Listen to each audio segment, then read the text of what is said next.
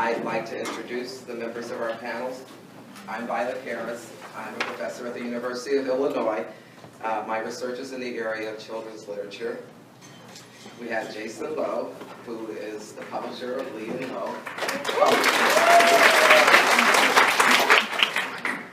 We have Adriana Dominguez, a literary agent. We have Jean Yang, comic author, illustrator.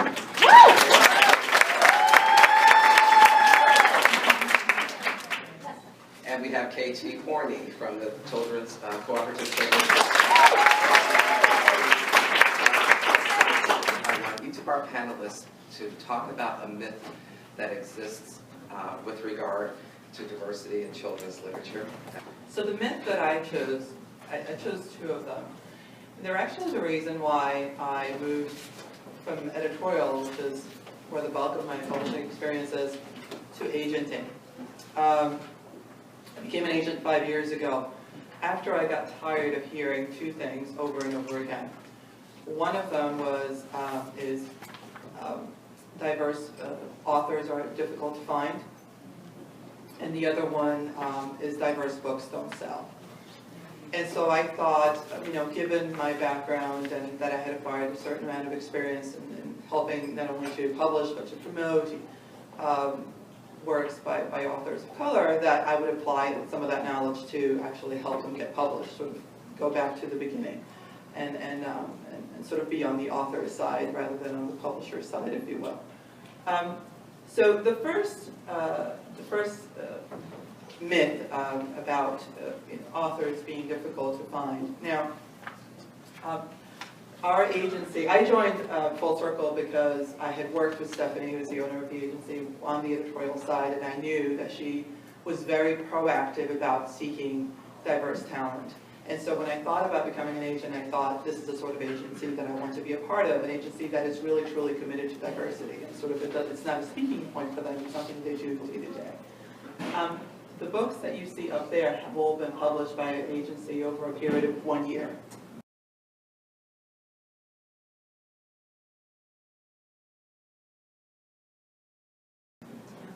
So, as you can see, the commitment to diversity is not something that we talk about, but something that we follow through on. And this being a day of diversity in action, I thought that I would speak a little bit about this sort of the need that we have of, for a little bit more proactivity, sort of, following the, words with actions. And so,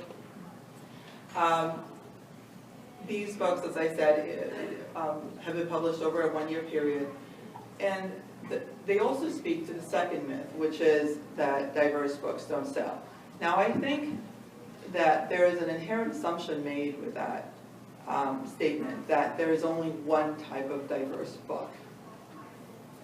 And this, again, is also the reason why I really enjoy working for my agency, because we realize that all authors are individuals, and that being a Latino author or an African American author or any type of author really does not define your content or where your content will land or who will read your book. And so, if you look at this list, Taking Flight is a book that was published by Knopf. It's an international bestseller. We've sold it to about 10 territories throughout the world. Just sold the film rights to a major Hollywood studio.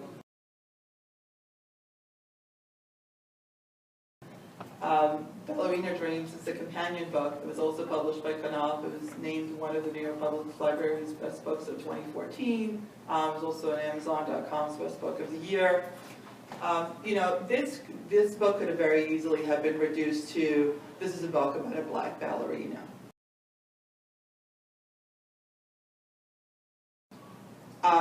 That's not what the book is. There is definitely, it's a memoir, just to give you a little bit of background. It is a memoir written by a black ballerina who happens to have been born in Sierra Leone, been orphaned by a brutal civil war, was then adopted by an American couple, brought to the United States, and eventually became what she always wanted to be, which was a ballerina. So there is a story there the sort of like the classic Cinderella story, only what is really amazing about this one is that it's a real life story that everyone all over the world has been sort of inspired by. So the readership for this book is much, much broader than what would, could very easily be assumed by just looking at the cover and seeing the black ballerina on it. The You're My Baby series is also, was named one of Parenting.com's best books of the year. And actually, she has the rare privilege of, this series was named one of 25 best baby books of all time, which was amazing.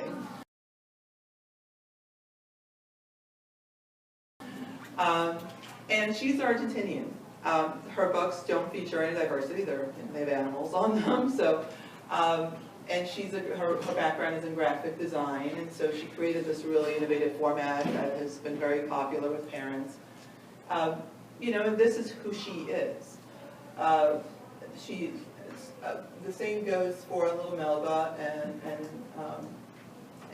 her Big Trombone, published by Lee and Lowe, very well. And it's a book. It's a biography. It's a picture book biography by a little-known African American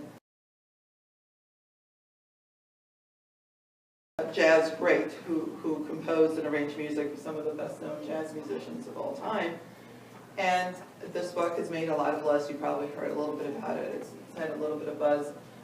It's a book that is very much sort of what we refer to as kind of an institutional book. But again, it was a book that was not easy to get published because Melba Liston, who's the subject of it, was not a very well-known African American. And so this is why I think Lee and Lowe's function and all of this is so important. They saw the need to publish a book that was not only written beautifully, but that actually added to the contributed to African American history. A Dream Come Girl is a collaboration between Margarita Engel, who's a Newbery Honor winner, and Rafael Lopez. It's the first collaboration. We're very, very excited about that. Written in the Stars is a book about a Pakistani girl, published by Nancy Paulson Books by Penguin.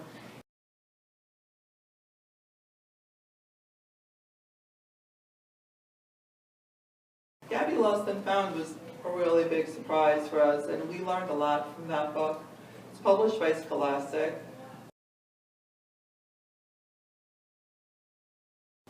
Scholastic assumed that the book clubs and book fairs would pick up this book and that it would sell well there. That book has sold over 300,000 copies of the book, Scholastic book clubs and book fairs, far exceeding their expectations. And so I think the lesson here, for me at least, and what I went into publishing knowing was that, again, having a Latino character or an African American character or author write a book does not define that book or where that book will end up. And so I would really like for us to really pause and think about that as we go through this day, because I think one of the reasons we keep having this conversation over and over again is because we separate these books from the rest of the books. We don't look at them as unique stories written by unique authors. And we also don't give readers a lot of credit for wanting to read books that are not about people like themselves, as in the case of Mikhail the Prince. And also, by the way, the case with Angela Cervantes, Gabby Lost and Found. I remember very funny, the book had been out for about a month, and she had visited a lot of different schools, and she said, I really can't wait to speak to a group of Latino kids. I haven't so far. And so, those are the moments where you sort of realize that you really are making a difference. And that difference really comes from the inside, from the way that you're looking at these things and giving other folks the opportunity to do the same.